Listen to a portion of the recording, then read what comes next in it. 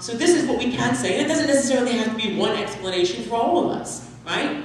There's a certain social utility to this explanation. I understand it. It doesn't mean that it's some sort of right-wing crackpot, idea. Let's face it, for many, many LGBT people, for many, many people who are lesbian, gay, bisexual, or transgender, they cannot remember any time in their lives when they felt any other way. So it has a certain common sense appeal.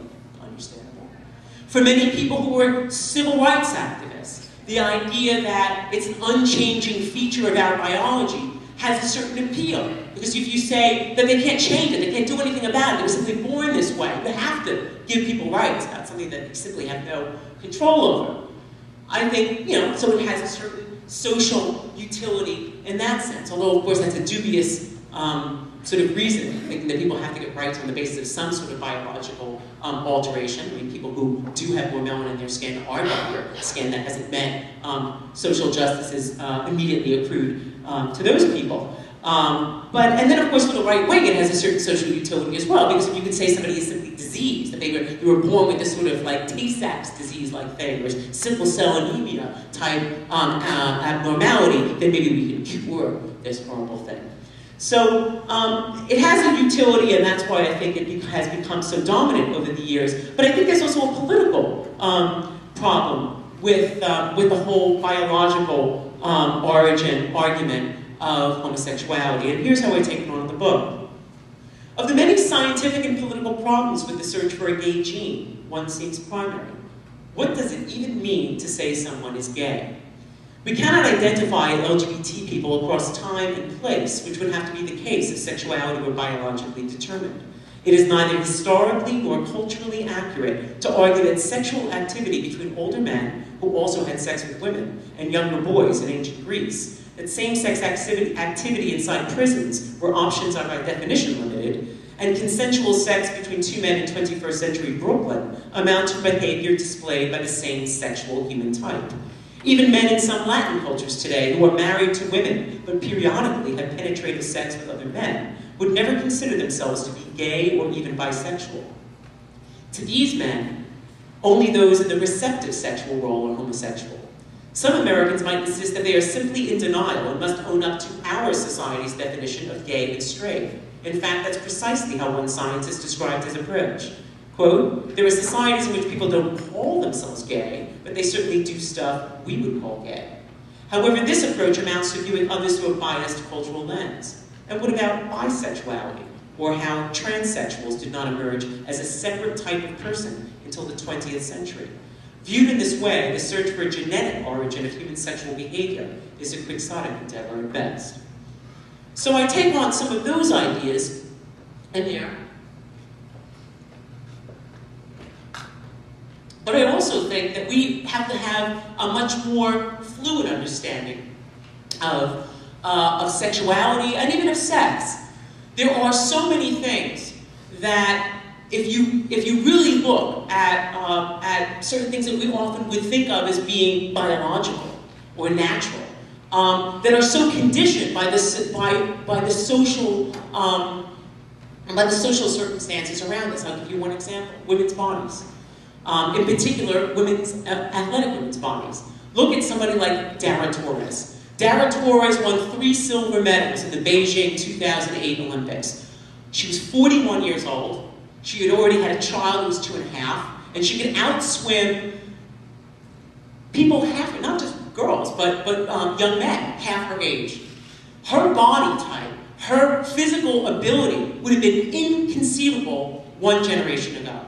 1 generation ago, it wasn't simply that science and training and nutrition and all of those things that go into creating a world-class athlete, or that she was able to take advantage of those things. She was also someone who was able to take advantage of the existence of a women's liberation movement that had arisen and succeeded in winning certain games by the time she was a small child. So Title IX, that law that came about in 1972, allowing young girls to be given equal access to sports in public schools, created Dara Torres every bit as much as heightened nutrition and all the rest of that. Even the fact that her chiseled, muscular body, gym body, was put on in a swimsuit on the front cover of the New York Times Magazine section, Not to deride her or vilify this muscular woman, but to actually say, young girls, you can be like this too. This is something that you can achieve. To be lauded for that body.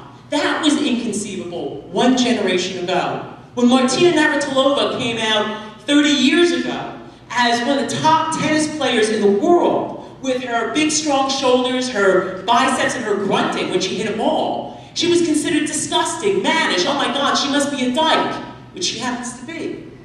But she was derided for it. She was raked over the coals for this.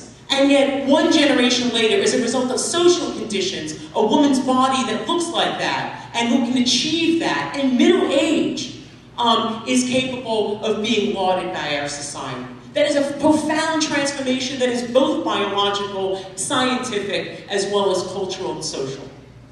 And that's what I mean by it. We also have to understand the sexuality of our sex itself.